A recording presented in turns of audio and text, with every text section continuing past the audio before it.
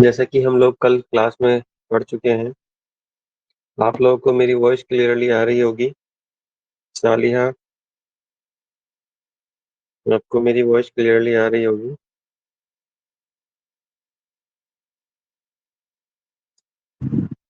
चलिए स्टार्ट करते हैं। जी वालेकुम सलाम। Thank you.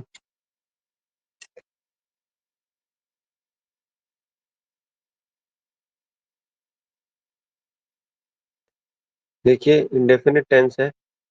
इंडेफिनिट टेंस के साथ यदि कोई टाइम एक्सप्रेशन है इंडेफिनिट टेंस के साथ यदि कोई टाइम एक्सप्रेशन है तो वो सेंटेंस परफेक्ट में चेंज हो जाता है। इसी पे कल हमने बात की थी और कुछ सेंटेंसेस को सॉल्व किया था।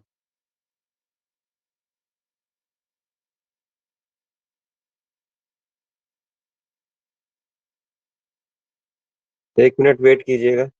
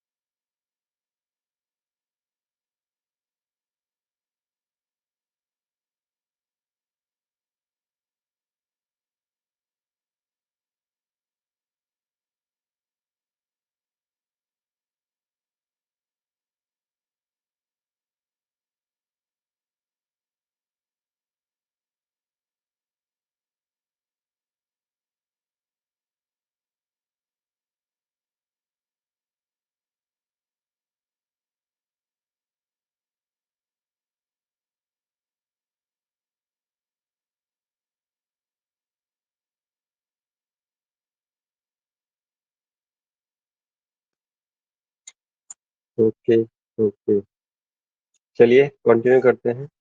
कुछ एग्जांपल इसमें हमने कर लिए थे। ये वाला मैंने आपको स्किप करा दिया था। अभी इसको कंटिन्यू करेंगे, लेकिन ये पहले आगे का कॉन्सेप्ट अंडरस्टैंड कर ले, फिर इसको अपने आप वापस आ जाएंगे। देखिए, एक सेंटेंस है जो मैंने कल नहीं कराया आपको। आई टुक फूड जस्ट नाउ। टुक देखिए वर्ब की सेकंड फॉर्म होती है और सेकंड फॉर्म पास्ट इंडेफिनिट में आती है। अब आप देखेंगे, इसमें कहीं कोई टाइम एक्सप्रेशन नहीं है। इसमें कहीं भी टाइम एक्सप्रेशन नहीं है सेंटेंस में, लेकिन फिर भी इसको किस में चेंज करना पड़ा? हैव टेकन, यानी कि परफेक्ट में चेंज करना पड़ा। इसको चेंज करने का जो कारण है, चेंज करने का कारण है इसमें दिया गया ये वर्ड जस्ट नाउ। इसमें दिया गया वर्ड जस्ट नाउ। अब जस्ट नाउ का मतलब होता है अभी अभी। और आप लोग बहुत अच्छे से जानते हैं, जब भी कोई काम अभी अभी हुआ हो तो वो किस में बनता है माय डियर? प्रेजेंट परफेक्ट में बनता है। प्रेजेंट परफेक्ट की जो खासियत है वो यही है कि इसमें कोई काम या तो अभी अभी हुआ है या अभी तक नहीं हुआ। तो अभी अभी की वजह से ये जो टुक है ये रॉन्ग है। इस टुक की जगह आपको प्रेजेंट परफेक्ट में सेंटेंस बनाना पड़ेगा और हैव टेकन लिखना पड़ेगा। बिल्कुल। तो इसीलिए ये टुक जो है ये कहीं ना कहीं रॉन्ग है और इसकी जगह पे प्रेजेंट परफेक्ट टेंस बनेगा, यानी कि हैव टेकन लिखा हुआ जाएगा। अब देखिए आगे चलते हैं। ये बहुत इंपॉर्टेंट पार्ट है। कुछ एडवर्ब्स होती हैं, कुछ एडवर्ब्स ऐसी होती हैं जो हैबिट को और रेगुलर एक्शन को डिनोट करती हैं। डिनोट से मेरा मतलब है वो एडवर्ब यदि किसी सेंटेंस में यूज हो रही है तो इसका मतलब ये है कि वो सेंटेंस या तो किसी हैबिट को शो कर रहा होगा या वो किसी के रेगुलर एक्शन को शो कर रहा होगा। और आप जानते हैं, जब भी आप हैबिट को या रेगुलर एक्शन को शो करेंगे तो सेंटेंस हमेशा कौन से टेंस में बनता है? प्रेजेंट इंडेफिनिट टेंस में बनता है। मैंने आपको बता रखा है, प्रेजेंट इंडेफिनिट टेंस की जो पहचान है वो ये है कि वो या तो किसी हैबिट को शो करेगा, किसी रेगुलर एक्शन को शो करेगा, किसी नए कस्टम ट्रुथ को शुरू करेगा या किसी जनरल यूनिवर्सल ट्रुथ को शो करेगा। तो उसी कड़ी में मैंने आपको बताया कि कुछ एडवर्ब्स ऐसे होते हैं जो सेंटेंस में हैबिट को या रेगुलर एक्शन को शो करते हैं। यदि वो एडवर्ब हैबिट और रेगुलर एक्शन को शो कर रहे हैं तो इसका मतलब ये है कि वो सेंटेंस प्रेजेंट इंडेफिनिट में बनेगा, प्रोग्रेसिव में नहीं। प्रोग्रेसिव का मतलब होता है कॉन्टिन्यूस। प्रोग्रेसिव का मतलब होता है कॉन्टिन्यू। ठीक है, प्रेजेंट इंडेफिनिट। उसकी कोई और एक्सेप्शन भी है, लेकिन एक्सेप्शन हम तब बताएंगे जब उसकी जरूरत पड़ेगी। जरूरी नहीं है प्रेजेंट इंडेफिनिट में, मैक्सिमम 90% तो वो किस में बनेंगे, प्रेजेंट इंडेफिनिट में बनते हैं। लेकिन कुछ एक्सेप्शनल केस आ जाते हैं जहां पर वो ओवर टेंस में भी बनते हैं। लेकिन फिलहाल के लिए आप ये याद रखेंगे कि यदि ये एडवर्ब जो मैंने लिखी हुई हैं, always, never, rarely, seldom, sometimes, often, frequently, usually, generally, ये जो एडवर्ब्स मैंने लिखी हुई हैं, ये एडवर्ब्स किसी भी सेंटेंस में आके हैबिट को या रेगुलर एक्शन को शो करती हैं। यदि ये इन दो चीजों को शो करती हैं तो ये प्रेजेंट इंडेफिनिट में सेंटेंस को ले जाती हैं, चाहे वो टेंस किसी भी टेंस में बना हो। आगे देखिए, जैसे एग्जाम्पल में देखें, पहला एग्जाम्पल, एग्जाम्पल क्या कह रहा है?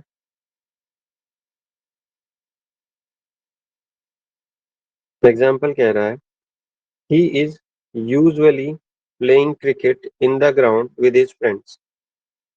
अब देखिए, यूजुअली का जो मतलब होता है वो होता है आमतौर पर। अब अगर आप इस सेंटेंस की हिंदी बनाएंगे तो हिंदी इसकी बिल्कुल ठीक बनेगी, आपको कोई गड़बड़ नजर नहीं होगी। जैसे, वह आमतौर पर ग्राउंड में अपने दोस्तों के साथ क्रिकेट खेल रहा है। आपको लगेगा सही है सर, कोई दिक्कत नहीं है। लेकिन अगर आप वास्तविक रूप से देखें तो सेंटेंस बनना चाहिए वह आमतौर पर दोस्तों के साथ ग्राउंड में क्रिकेट खेलता है, ना कि क्रिकेट खेल रहा है। आमतौर पर क्रिकेट खेल रहा है ये अच्छी सेंस नहीं है, आमतौर पर क्रिकेट खेलता है ये अच्छी सेंस है। अगर आप सेंस निकाल पाए फिर तो आपको ग्रामर की कभी जरूरत ही नहीं पड़ेगी, ना पढ़ने की ना पढ़वाने की। लेकिन अगर सेंस नहीं निकल पाता है, उस कंडीशन में हमको कहीं ना कहीं ये सारे के सारे सेंटेंस को एडवर्ब से याद रखना पड़ेगा कि कब क्या करना होता है। और आपको याद होगा जब मैंने आपको पहली क्लास ली थी या जब मैं आपको पहली बार बता रहा था कि एडवर्ब्स कैसे हैं क्या है, तो मैंने आपको बताया था शुरुआत कैसे होती है, आपको याद करना पड़ता है। याद करते हैं उसके बाद धीरे धीरे आपकी अंडरस्टैंडिंग बिल्ड हो जाती है। अंडरस्टैंडिंग का मतलब है आप उसकी सेंस पकड़ लेते हो, फिर आपको उसकी ग्रामर को याद रखने की जरूरत नहीं पड़ती। तो मैं अगर अभी सिर्फ याद रखने के पॉइंट ऑफ व्यू से बताऊं तो यूजुअली की वजह से ये सेंटेंस कॉन्टिन्यूअस में नहीं हो सकता, कॉन्टिन्यूअस में नहीं हो सकता। तो जब कॉन्टिन्यूअस में नहीं हो सकता तो किस में होगा? तो यूजुअली जिस भी सेंटेंस में आएगा वो सेंटेंस प्रेजेंट इंडेफिनिट में चेंज होगा। और प्रेजेंट इंडेफिनिट में चेंज होने का मतलब है कि इसमें जो हेल्पिंग वर्ब है उसकी जरूरत नहीं। ये जो प्लेइंग है, प्लेइंग में प्ले की जरूरत है। किसकी जरूरत है? प्ले की, क्योंकि आईएनजी फॉर्म नहीं आती। आईएनजी फॉर्म सिर्फ कॉन्टिन्यूअस टेंस में आती है। तो वर्ब की जरूरत है, सिर्फ प्ले आएगा। लेकिन मैंने देखा सब्जेक्ट मेरा ही है, तो ही के अकॉर्डिंग वर्ब में मुझे क्या लगाना पड़ेगा? एस लगाना पड़ेगा। तो ही प्लेज, तो he usually plays cricket in the ground with his friends. Sentence हो जाएगा he usually plays cricket in the ground with his friends.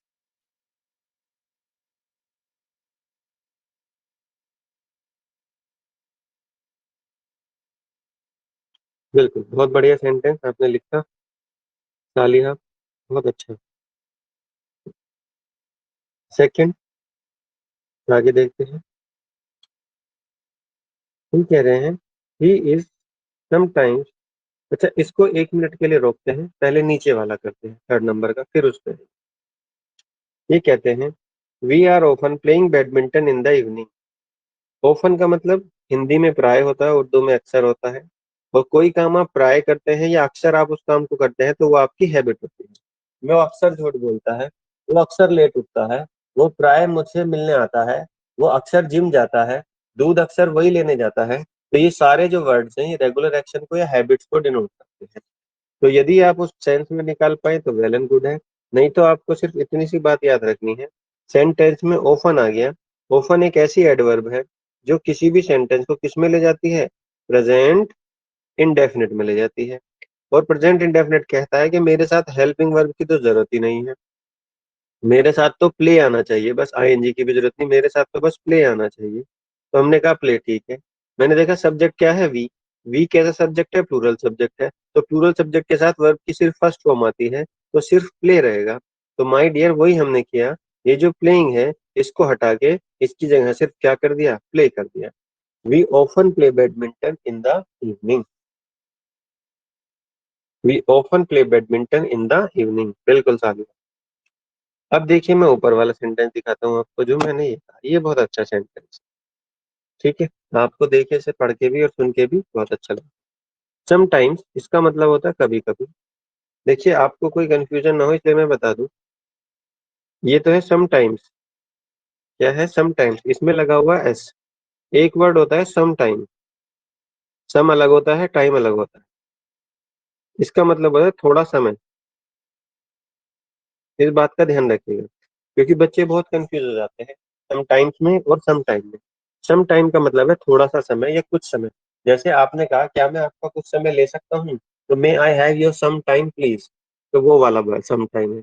क्या आप अपना कुछ समय मुझे दे सकते हैं, can you lend me some time. तो कुछ समय वाली जब फीलिंग है तो सम और टाइम अलग अलग लिखा जाएगा। लेकिन जब भी हम बात करते हैं कभी कभी की, यानी कि एडवर्ब्स की, तो ये समटाइम्स होता है ना कि सम टाइम, और एक साथ लिखा जाता है सम टाइम्स। तो इसका मतलब होता है कभी कभी। और ये एक ऐसी एडवर्ब है जो सेंटेंस को किस में ले जाती है, इंडेफिनिट। कौन से इंडेफिनिट में, प्रेजेंट इंडेफिनिट में। तो प्रेजेंट इंडेफिनिट के हिसाब से ये इज तो रोंग है, क्योंकि हेल्पिंग वर्ब की जरूरत ही नहीं। और गोइंग भी, गोइंग में आईएनजी रोंग है। मुझे तो सिर्फ गो चाहिए, क्या चाहिए, गो, गो चाहिए। लेकिन क्योंकि मेरा सब्जेक्ट ही है, तो ही के साथ गो ना लग के, ही के साथ गो ना लग के,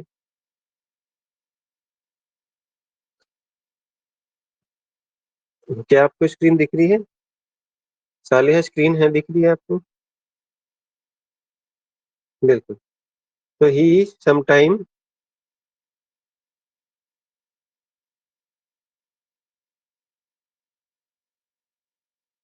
तो ही इज समटाइम, तो इस तो रॉन्ग हो गया। और गोइंग की जगह हमें क्या करना पड़ेगा, गोस करना पड़ेगा, क्योंकि हमारा सब्जेक्ट क्या है, ही। लेकिन बात इस सेंटेंस में यही खत्म नहीं हो जाती, इसमें एक और चीज है। अब आप खुश हो जाएंगे कि समटाइम्स की वजह से मैंने सेंटेंस की कॉन्टिन्यूस टेंस खत्म कर दी और गोज यहाँ पर आ गया। तो गोज कैसा हो गया, बिल्कुल करेक्ट हो गया। लेकिन जब आप ध्यान से देखेंगे, गोज लगती सेंटेंस क्या बन गया, प्रेजेंट इंडेफिनिट। फिर तभी आपका ध्यान गया कि सर इसमें तो टाइम एक्सप्रेशन भी दिया हुआ है, सिंस लास्ट मंडे। सिंस के बाद टाइम दिया हुआ है, इसका मतलब ये तो टाइम एक्सप्रेशन भी दिया हुआ है। आपने, मैंने कहा हाँ जी। अब देखिए समटाइम्स की वजह से तो सेंटेंस किस में आ गया, इंडेफिनिट में। अब इंडेफिनिट टेंस और टाइम एक्सप्रेशन मिलकर क्या बनाते हैं, आप मुझे बताइए। Indefinite tens plus time expression यदि एक साथ आ जाए तो वो क्या बना देते हैं, सेंटेंस को परफेक्ट। तो परफेक्ट जब वो बना देते हैं माय डियर, तो वो कहते हैं जिसका इंडेफिनिट है उसी का परफेक्ट बनेगा। प्रेजेंट इंडेफिनिट था, तो प्रेजेंट का ही क्या बन जाएगा, परफेक्ट। तो ये कहते हैं सिर्फ गोज नहीं आएगा। अब गोज की जगह पे आपको क्या करना पड़ेगा, हैज गोन करना पड़ेगा। तो सेंटेंस क्या बन जाएगा, सेंटेंस बन जाएगा he has sometimes gone to school late since last Monday. वह पिछले सोमवार से कभी कभी स्कूल लेट जाता है। वह पिछले सोमवार से कभी कभी स्कूल लेट जाता है, हैज गॉन, बिल्कुल। तो देखिए इस सेंटेंस को जो मैं समझाना चाह रहा था आपको, वो ये बात थी कि जो एडवर्ब है उसने अपना रोल प्ले किया और सेंटेंस को प्रेजेंट इंडेफिनिट में लिया। अब प्रेजेंट इंडेफिनिट में आने की वजह से और टाइम एक्सप्रेशन होने की वजह से सेंटेंस किस में चला गया, प्रेजेंट परफेक्ट में। और प्रेजेंट परफेक्ट में जाने के बाद सेंटेंस में क्या आ गया, हैज गॉन। तो he has sometimes gone to school late since last Monday. इस तरीके से सेंटेंस इफेक्ट डालता है। अब देखिए, अगर किसी ने किसी सेंटेंस में कोई गलती दी है, तो उस गलती में कहीं ना कहीं ये बात छुपी होगी कि इसको सही कैसे करना है। और सही कैसे करना है, इसके लिए उसमें कोई ना कोई हिंट जरूर दिया होगा। देखिए मैं अपनी मर्जी से सेंटेंस को चेंज नहीं कर सकता, क्योंकि समटाइम्स था, तो समटाइम्स की खासियत है कि वो प्रेजेंट इंडेफिनिट में बनेगा। लास्ट मंडे है, ये टाइम एक्सप्रेशन की खासियत है कि वो प्रेजेंट परफेक्ट में बनेगा। मैं टाइम एक्सप्रेशन के होते हुए इसे इंडेफिनिट में या कॉन्टिन्यूअस में नहीं रहने दे सकता। टाइम एक्सप्रेशन के आने की वजह से मुझे ये सेंटेंस हर हाल में परफेक्ट में चेंज करना पड़ेगा। चलिए नेक्स्ट देखते हैं।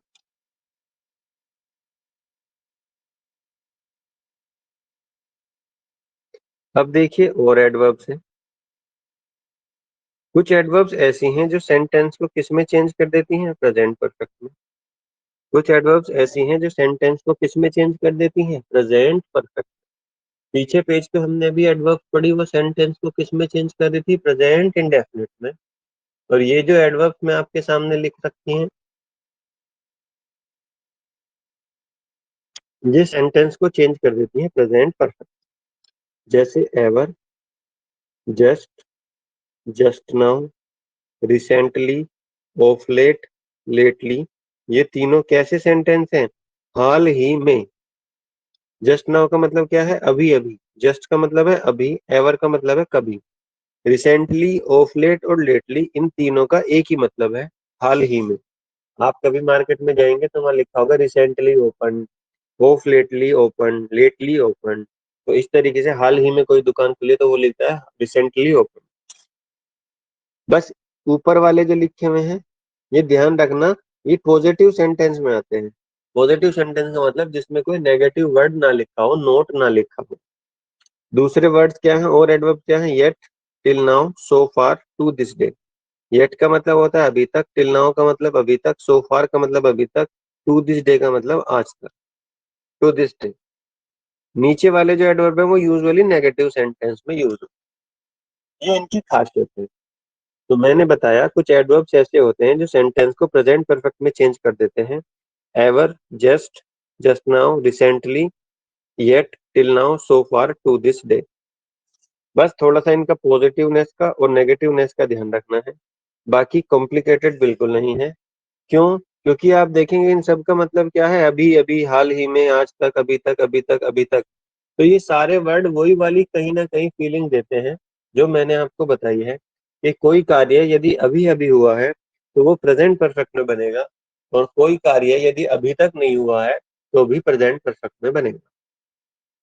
या तो वैसे याद रख लीजिए या इन एडवर्ब को याद कर लीजिए। अब सेंटेंस में एग्जांपल है, I did not learn any lesson so far. I did not learn any lesson so far. मैंने अभी तक कोई भी लेसन याद नहीं किया है। अब इन्होंने डिड नॉट दे रखा है, जो वर्ब की जो कहीं ना कहीं पास्ट इंडेफिनिट में आता है, पास्ट इंडेफिनिट में। लेकिन क्योंकि इसमें एडवर्ब आई हुई है सो फार, और सो फार एक ऐसी एडवर्ब है जो सेंटेंस को किस में चेंज कर देती है माय डियर, प्रेजेंट परफेक्ट में। तो प्रेजेंट परफेक्ट कहता है कि मेरे साथ डिड नॉट नहीं आएगा, मेरे साथ आएगा हैव नॉट। हैव के साथ वर्ब की थर्ड फॉर्म। नोट क्यों लिखा, क्योंकि सेंटेंस में नोट था, तो नोट हमें लिखना पड़ेगा। अब सो फार है, तो आप खुद ही देखिए, मैंने बताया सो फार है, ये आता ही किस सेंटेंस में है, जो नेगेटिव। इसीलिए सो फार की वजह से सेंटेंस में क्या लगाना पड़ेगा आपको, आपको लगाना पड़ेगा has not learn, sorry have not learn.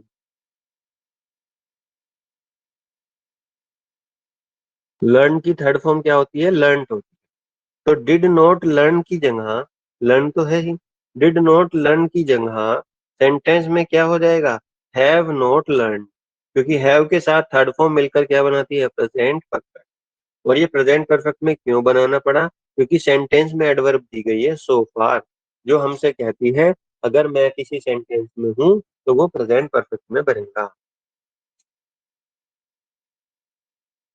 तो वो प्रेजेंट परफेक्ट में बनेगा।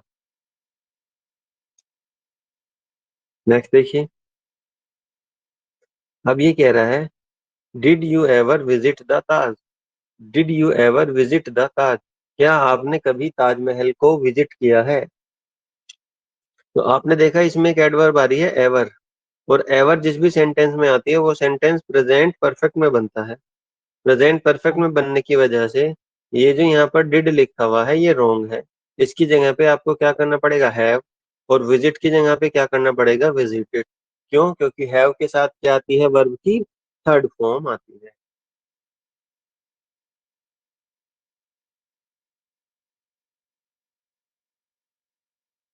क्या आती है? वर्ब की थर्ड फॉर्म आती है।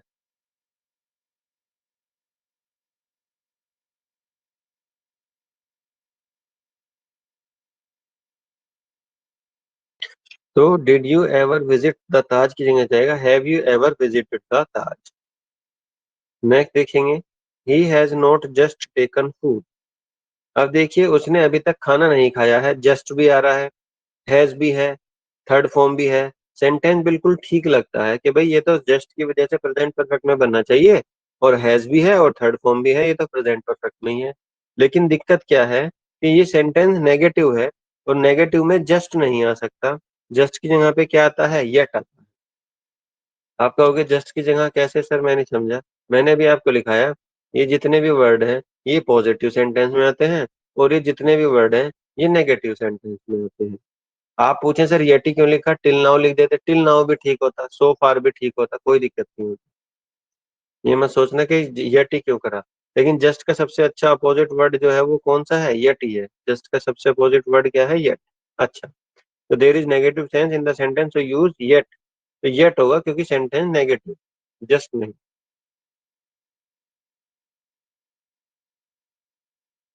जी, गुड।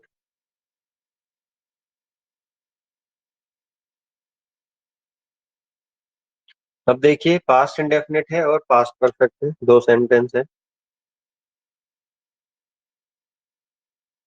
पास्ट इंडेफिनिट है और पास्ट परफेक्ट है, दो सेंटेंस है।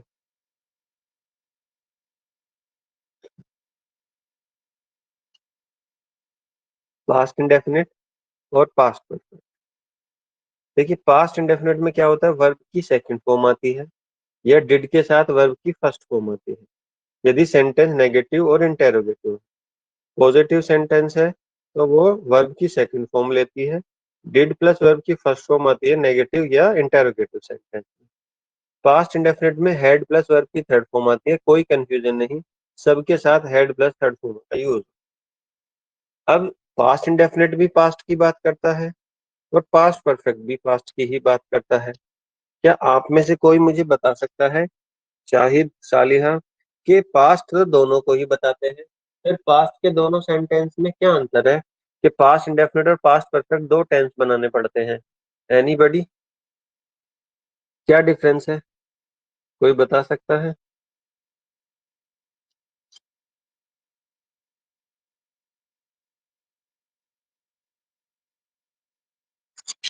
चलिए डिफरेंस आपके सामने लिखा हुआ है। Past perfect past of past indefinite होता है। जब भी कोई आपसे पूछे, बिल्कुल पास्ट परफेक्ट में दो टाइम होता है, बहुत बढ़िया। देखिए जब भी पास्ट परफेक्ट आपसे कोई पूछे कि पास्ट परफेक्ट क्या है, तो पास्ट परफेक्ट ना पास्ट ऑफ पास्ट इंडेफिनिट होता है। पास्ट इंडेफिनिट के बाद भी अगर कोई बात करनी हो पास्ट में, तो वो पास्ट परफेक्ट में बनती है। जैसे मैं एग्जांपल दूं, कल मैं मामा के घर गया था, लेकिन उससे पहले मैंने होमवर्क कंप्लीट किया। तो पास्ट में आप देखेंगे दो काम हुए, एक तो मैं मामा के घर गया था, लेकिन मामा के घर जाने से पहले मैंने होमवर्क भी कंप्लीट किया था। तो पास्ट का जो पास्ट है, यानी कि जो होमवर्क करना है, वो मामा के घर जाने से पहले वाला पास्ट है, तो वही किस में बनता है? पास्ट परफेक्ट में बनता है। तो पास्ट ऑफ पास्ट इंडेफिनिट को ही हम क्या कहते हैं? Past perfect. दूसरा, अगर कोई मेजर अंतर पूछे कि दोनों में मेजर डिफरेंस क्या है, तो ध्यान रखिएगा, पास्ट इंडेफिनिट तभी बनता है जब एक एक्शन हो, सेंटेंस में काम कितने हो रहे हो? एक। पर पास्ट परफेक्ट कब बनता है? जब पास्ट परफेक्ट में एक्शन कितने हो? डबल। डबल एक्शन हो, तो हम किसको बनाते हैं? पास्ट परफेक्ट में। जैसे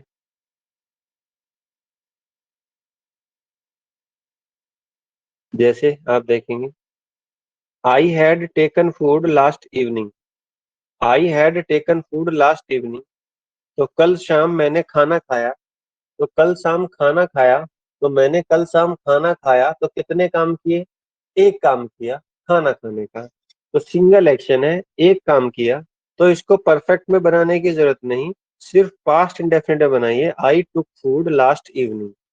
इसको हैड टेकन के साथ बनाने की कोई जरूरत नहीं, क्योंकि जब मैंने पास्ट में एक ही काम किया, तो सेंटेंस बनेगा पास्ट इंडेफिनिट में, तो हैड टेकन की जगह आपको बनाना पड़ेगा two. My teacher has written a book last year. मेरी टीचर ने एक किताब पिछले साल लिखी। तो पिछले साल कितने काम हुए? पिछले साल एक ही काम हुआ कि उन्होंने किताब लिखी।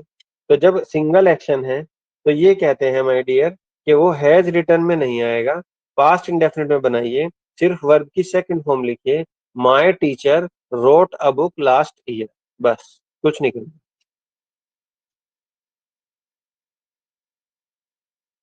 बिल्कुल, डॉक्टर के आने से पहले पेशेंट बने, बिल्कुल ऐसे ही होता है, यू आर राइट, बिल्कुल ऐसे ही है। तो ये है सिंगल एक्शन की बात जो मैंने आपको बताई। यदि पास्ट में आज हुआ हो, कल हुआ हो, 1000 साल पहले हुआ हो, 1,00,000 साल पहले हुआ हो, यदि सिर्फ एक ही काम हुआ है तो आपको वो किस में बनाना है? पास्ट इंडेफिनिट में बनाना।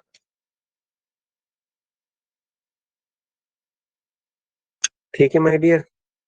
अब ये डबल एक्शन वाली जो कहानी है, ये डबल एक्शन वाली कहानी हम कल स्टार्ट करेंगे, क्योंकि ये पूरी नहीं हो पाएगी, अधूरी रह जाएगी। इसीलिए इसको हम सिर्फ यहीं तक पढ़ेंगे। जो भी कुछ मैंने आपको पढ़ाया, आपने अगर स्टार्टिंग से क्लास नहीं देखी है तो प्लीज स्टार्टिंग से देखिएगा, क्योंकि ये जो पहला चैप्टर मैं पढ़ा रहा हूँ, ये इतना डिटेल्ड चैप्टर है कि आपने कभी ना तो पढ़ा होगा ना कहीं से देखा होगा। आपने जिस भी तरीके से पढ़ा हो, आपको कभी भी उसके तर्क मालूम नहीं होंगे। अब जो आप पढ़ रहे हैं वो बिल्कुल उसी फैक्ट के आधार पर पढ़ रहे हैं कि किसी भी सेंटेंस में जो चेंज है वो किस वजह से आता है। तो please keep it with you. Please, अगर समझ में नहीं आए कोई चीज तो लेक्चर दोबारा देख सकते हैं, रिकॉर्डिंग अवेलेबल है। दो चार रील देखने से अच्छा है कि फास्ट फॉरवर्ड करके लेक्चर को रिवाइज कर लिया जाए। तो भाई मेरी तरफ से आज के लिए इतना ही। मिलेंगे आपसे कल की क्लास में। तब तक के लिए thank you, bye bye, take care. Okay sir, अल्लाह हाफिज। Shahid, Saliya, take care, have a good day.